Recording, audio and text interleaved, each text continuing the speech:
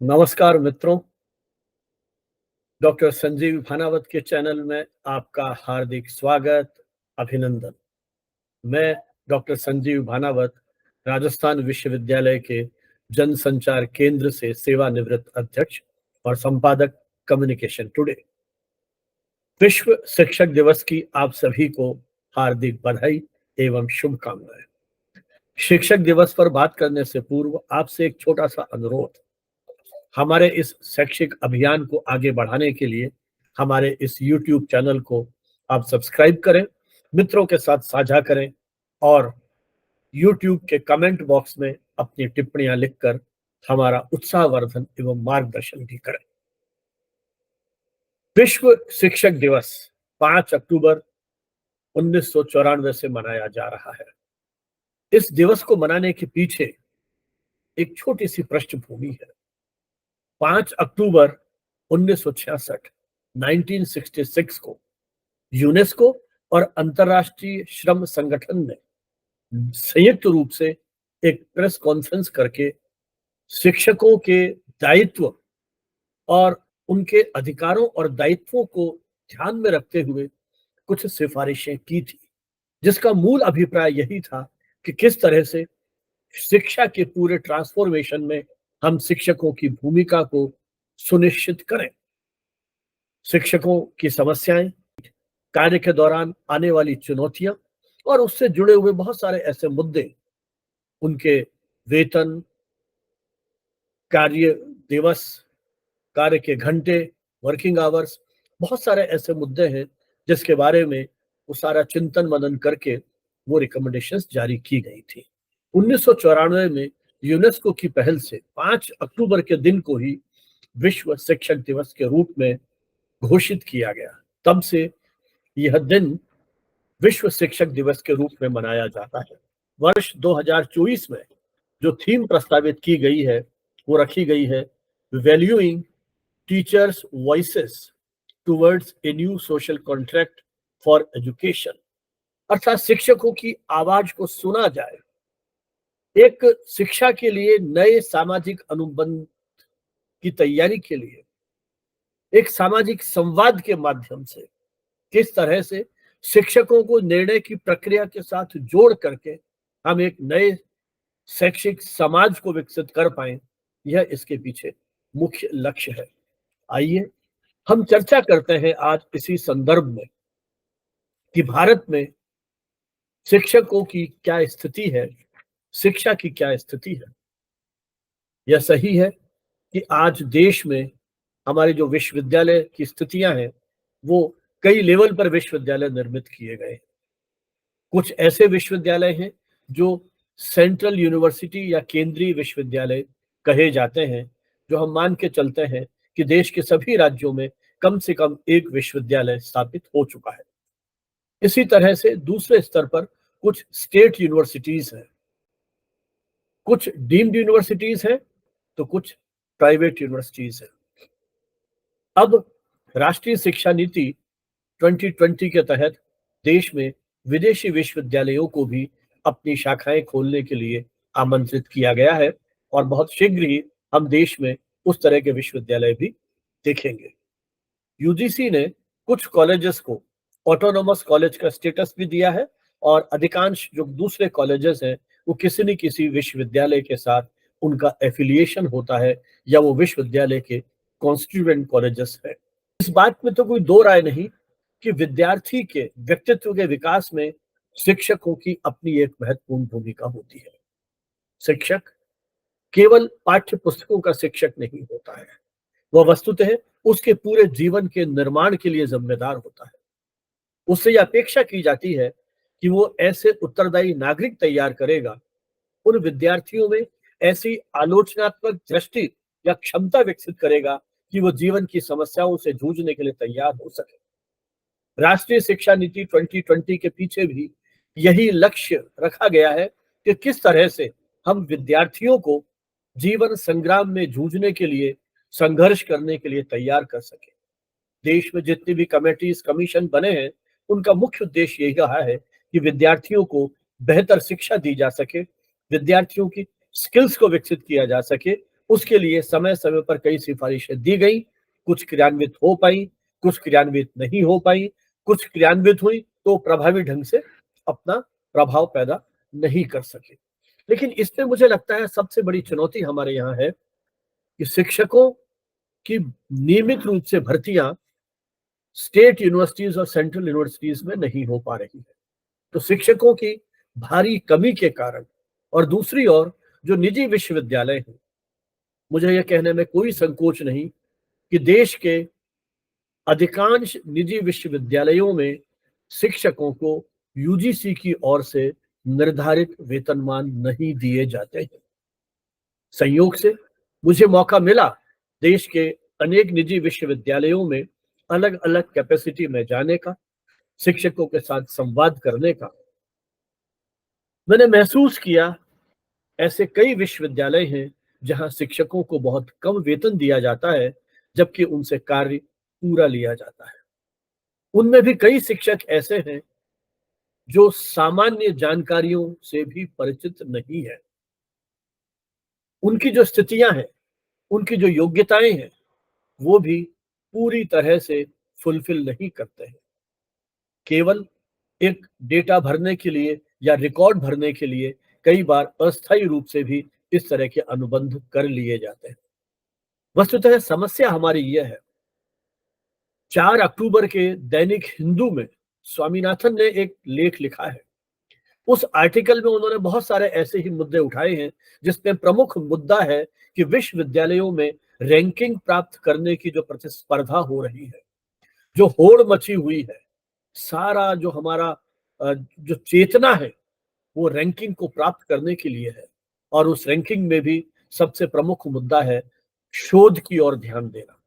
वैसे तो ये बहुत अच्छी बात है कि विश्वविद्यालय शोध के उत्कृष्ट केंद्र बने, लेकिन चुनौती यह है कि रैंकिंग प्राप्त करने के लिए शिक्षकों पर यह दबाव बनाया जा रहा है कि वे नियमित रूप से रिसर्च करें और अपने research papers UGC care list और स्कोपस जैसे जर्नल्स हैं उनमें वो शोध पत्र छपवाएं। और उस सारी प्रक्रिया में शिक्षण की तरफ लगभग उपेक्षा का भाव रहता है। रैंकिंग के जो पैरामीटर्स हैं उसमें छात्र शिक्षक अनुपात, आधारभूत ढांचा और शिक्षकों के शोध पत्रों के प्रकाशन आदि के कुछ जो एरियाज हैं वो सबसे महत्वपूर्ण है। उसमें विद्यार्थी के साथ जो शिक्षक का व्यक्तिगत संपर्क रहा है, शिक्षक ने जिस तरह से विद्यार्थी के व्यक्तित्व विकास के लिए जो परिश्रम किया है, जिस तरह से क्लास में वो पढ़ा रहा है, उसका कहीं कोई महत्व नहीं है। और शोध पत्र और पुस्तकों के प्रकाशन में भी प्रमुख रूप से यही ध्यान रखा जाता है कि उनका नंबर कितना है। तो नंबर के इस गेम में गुणवत्ता कहीं पिछड़ रही है।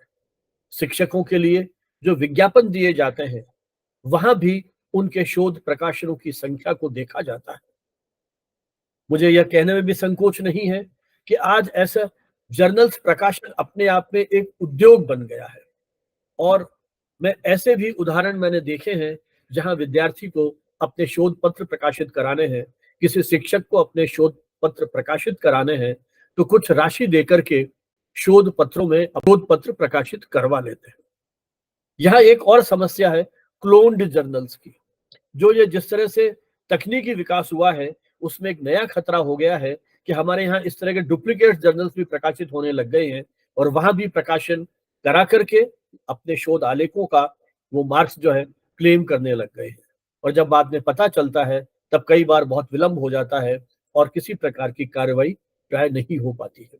तो हमारा सारा ध्यान शोध पत्रों की संख्या को बढ़ाने में है, पुस्तकों की संख्याओं को बढ़ाने में है। पुस्तकों के प्रकाशन में भी इस तरह के प्रकाशक बाजार में आ गए हैं जो एक निश्चित राशि लेकर के शोध ग्रंथों का प्रकाशन कर रहे हैं, पुस्तकों का प्रकाशन कर रहे हैं। और आईएसबीएन और आईएसएन नंबर की जहां आवश्यकता होती है जर्नल्स और पुस्तकों के लिए, उनके लिए वो प्रयास करते हैं और नंबर उनको मिल जाते हैं।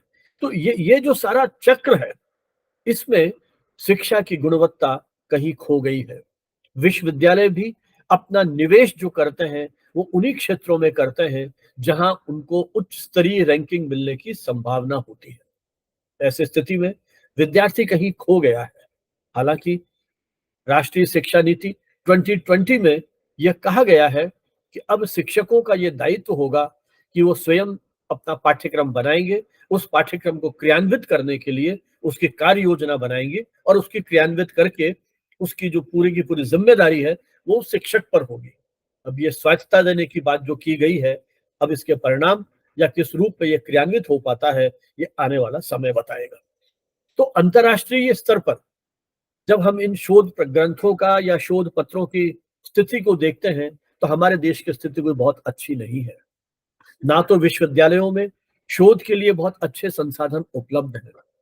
हमारी लाइब्रेरीज जो हैं वो भी बहुत ही ऐसी अवस्था में नहीं है जहां उन्हें नवीनतम प्रकाशन मिल सके। जहां तक डिजिटल लाइब्रेरीज का संबंध है, वहां भी कितने ऐसे विश्वविद्यालय हैं जहां सभी विद्यार्थियों को उनका एक्सेस मिला हुआ है। विशेषकर जो गांवों में या दूरस्थ क्षेत्रों में विद्यार्थी अध्ययन कर रहे हैं, उन तक इस डिजिटल डिवाइड की जो चुनौती है उसे कैसे हम दूर कर पाएंगे। फिर उनकी जो वाईफाई या जो डेटा है उसकी कितनी स्पीड है ताकि वो उन जर्नल्स का, उन पुस्तकों का, ई पुस्तकों का एक्सेस उसके माध्यम से कर सके। शोध निर्देशकों की क्या स्थिति है, चाहे वो समाज विज्ञान के विषय हो, चाहे वो मानविकी के विषय हो, चाहे वो विज्ञान के विषय हो, वहां शोध जो पर्यवेक्षक हैं वो भी अपने आप में एक बहुत बड़ी चुनौती है। प्राय विश्वविद्यालयों में, स्टेट यूनिवर्सिटीज और सेंट्रल यूनिवर्सिटीज में क्योंकि शिक्षकों की भर्ती नियमित रूप से नहीं हो रही है, ऐसे अनेक विश्वविद्यालय हैं जहां वर्षों से पद खाली पड़े हैं, नए पद स्वीकृत नहीं हो रहे हैं और पुराने पद भरे नहीं जा रहे हैं। विश्वविद्यालयों की संख्या तो बहुत बढ़ रही है, लेकिन उसके अनुरूप ना तो वह आधारभूत ढांचा विकसित हो पाया है, न विद्यार्थियों को गुणवत्तापूर्ण शिक्षा मिल रही है। कुछ 100 छात्रों के ऊपर विश्वविद्यालय खुलते चले जा रहे हैं जहां सरकार का इतना अधिक पैसा जो है वहां व्यय हो रहा है और विश्वविद्यालयों को उसका अपेक्षित लाभ नहीं मिल पा रहा है। अब चूंकि शहरों में जगह की चुनौतियां आ गई हैं, इसलिए विश्वविद्यालय शहर से बहुत दूर जाकर के खुल रहे हैं, जहां कई बार विद्यार्थियों को और एक्सपर्ट्स को भी ट्रांसपोर्टेशन को लेके कई बार परेशानियां होती हैं। तो आने वाले 10, 20, 25 साल में हमें उसका परिणाम देखने को मिलेंगे। फिर हमने पदोन्नतियों और उसके जो मूल्यांकन है शिक्षक का, उसका भी आधार उसी संख्या पर निर्धारित कर दिया है।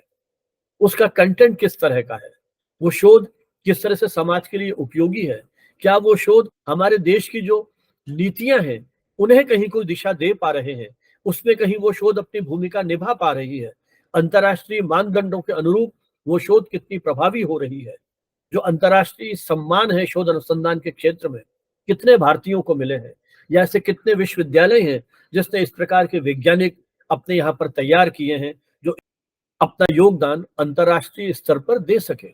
जबकि दूसरी ओर ब्रेन ड्रेन जिस तरह से हो रहा है, यही भारतीय प्रतिभा जब विदेशों में जाके काम करती है तो वहां वो अपना प्रतिभा और क्षमता का उच्च स्तरीय प्रदर्शन कर पाने में सक्षम हो पाते हैं। तो हमें विश्व शिक्षक दिवस के ऊपर यह सोचना पड़ेगा कि हम किस तरह का विश्वविद्यालयों में एक शैक्षिक वातावरण तैयार करें। विश्वविद्यालय में जिस तरह बेरोजगारों की एक भीड़ खड़ी हो रही है, उनके शक्ति और सामर्थ्य को एक सही दिशा दे पाए और उसमें शिक्षक की भूमिका को भी सुनिश्चित कर पाए। विश्वविद्यालय शोध, अध्यापन और नवाचार के उत्कृष्ट केंद्र बनने चाहिए। क्या इन उद्देश्यों में हमारे विश्वविद्यालय सफल हो पा रहे हैं? इन कसौटियों पर वो खरे उतर पा रहे हैं? कितने ऐसे विश्वविद्यालय हैं जहां विद्यार्थी कक्षाओं में आ रहे हैं, उनके जो पाठ्यक्रम है वो भी प्रासंगिक है। सबसे बड़ी त्रासदी तो हमें जब महसूस होती है जब स्टेट यूनिवर्सिटीज में सिलेबस को परिवर्तित करना होता है, तो कम से कम उस प्रक्रिया में 1 साल का समय लग जाता है। Board of studies, faculty, academic council, syndicate, इन सारी जो अकादमिक इकाइयां हैं, इनके माध्यम से जब पाठ्यक्रम स्वीकृत होकर के आगे बढ़ता है तो इस प्रक्रिया में 1 साल का समय लगना स्वाभाविक है। और जिस तेजी के साथ समय परिवर्तित हो रहा है उसमें 1 साल बहुत अधिक है। जहां तकनीकी क्षेत्र में प्रगति रोज हो रही है, जहां नया परिवर्तन रोज देख रहे हैं, वहां हमारे पाठ्यक्रमों को समयानुकूल बना पाना बहुत बड़ी चुनौती है। तो क्या हम कोई ऐसे कदम उठा पाएंगे ताकि हम हमारे पाठ्यक्रमों की प्रासंगिकता, उनकी उपयोगिता को, जो हमारी इंडस्ट्री की आवश्यकताएं हैं, उनके अनुरूप हम तैयार कर सकें? जितने भी हमारे यहाँ के प्रोफेशनल कोर्सेज हैं, वहां जो विद्यार्थी तैयार होकर के निकल रहे हैं, वे तुरंत जाकर के इंडस्ट्री में काम करने में सक्षम है? जिस तरह के सॉफ्टवेयर्स को हम विश्वविद्यालयों में सिखा रहे हैं, क्या फील्ड में उनके वो काम में आ रहे हैं? विश्वविद्यालयों के पास इतने वित्तीय संसाधन नहीं है कि वो उस नवीनतम तकनीक के साथ कदम ताल कर सकने में सक्षम हो। उस नई तकनीक से हमारे शिक्षक कितने फेमिलियर हैं, उनके लिए किस तरह के ओरिएंटेशन पाठ्यक्रम हो रहे हैं। अब तो यूजीसी ने भी कई इस तरह के पाठ्यक्रम जिनको ऑनलाइन कर दिया है। क्या उन ऑनलाइन पाठ्यक्रमों में हम उस तरह का माहौल दे पा रहे हैं, या ट्रेनिंग के नाम पर केवल औपचारिकताएं हो रही हैं? बहुत सारे प्रश्न हैं, बहुत सारी चुनौतियां हैं। हमें उस वास्तविक धरातल पर आकर के ये सोचना पड़ेगा कि किस तरह से शिक्षा को हम अधिक प्रासंगिक बनाएं, हमारे पाठ्यक्रमों को प्रासंगिक बनाएं, विद्यार्थियों को सामाजिक दृष्टि से, नैतिक दृष्टि से, चारित्रिक दृष्टि से बेहतर बनाने की दिशा में उसके उस सामाजिक योगदान के लिए राष्ट्र की मुख्य धारा के साथ उसे सकारात्मक रूप से जोड़ने के लिए हम किस तरह के प्रयास कर पाए। आज जब मैं देखता हूँ विश्वविद्यालयों में कई जगह जाने का मौका मिला, विद्यार्थी शुद्ध लिख नहीं पाते हैं, भाषा का ज्ञान नहीं, अभिव्यक्ति उतनी अच्छी नहीं, और कई बार शिक्षकों को भी उनके बहुत सारे शोध पत्र प्रकाशित हुए हैं, लेकिन उनका संवाद प्रभावी नहीं है, उनकी जानकारी का स्तर कम है, विद्यार्थियों के साथ वो उस तरह का संवाद या अभिव्यक्ति नहीं कर पाते हैं। तो कहीं हमारी पूरी जो ये प्रक्रिया है, उसे हमें सोचना पड़ेगा कि क्या जो सारे एंट्रेंस टेस्ट हो रहे हैं सिलेक्शन के लिए, वहाँ वस्तुनिष्ठ सवाल आ रहे हैं, वहाँ हम केवल उनके रटने की जो क्षमता है उसको देख पा रहे हैं। उन ABCD के उत्तर लगाने से उनकी अभिव्यक्ति क्षमता का मूल्यांकन किस तरह से हो पाएगा? बहुत सारे प्रश्न हैं। प्रशासनिक तंत्र किस तरह का हो रहा है? कुलपतियों की नियुक्ति में जिस तरह का राजनीतिक हस्तक्षेप हो रहा है, विश्वविद्यालयों की स्वायत्तता का जिस तरह से हनन किया गया है, आज कुलपतियों की नियुक्ति में कई प्रांतों में मुख्यमंत्री राज्यपाल के बीच में हम कॉन्फ्लिक्ट देखते हैं। बहुत सारी इस तरह की चुनौतियां हैं, जो यदि वास्तव में हमें उस शिक्षा, जो कि इस देश के विकास का एक महत्वपूर्ण अंग है, शिक्षा और स्वास्थ्य एक तरह से मूल अधिकार के रूप में हमारे पास है, तो उन मूल अधिकारों की रक्षा के लिए हम विश्व शिक्षक दिवस पर हमें गंभीरता से सोचना पड़ेगा, और भविष्य की रूपरेखा को तैयार करने के लिए कुछ प्लानिंग करनी पड़ेगी। तो आज इस विश्व शिक्षक दिवस पर यही शुभकामनाएं कि आने वाले समय में देश की शिक्षा व्यवस्था में कहीं हम एक ऐसा क्रांतिकारी बदलाव कर सकने में सक्षम हो पाएंगे, जहां शिक्षक अपने अधिकारों के साथ साथ कर्तव्यों को पहचाने और शिक्षा के उस मूल उद्देश्य के अनुरूप अपने कार्यों का निर्वाह कर सके। वही समाज भी उसके अधिकारों के प्रति सजग, सतर्क रहे, उसके सम्मान के प्रति सजग रहे। इन्हीं शब्दों के साथ विश्व शिक्षक दिवस की आप सभी को हार्दिक बधाई, शुभकामनाएं। जय हिंद, जय भारत।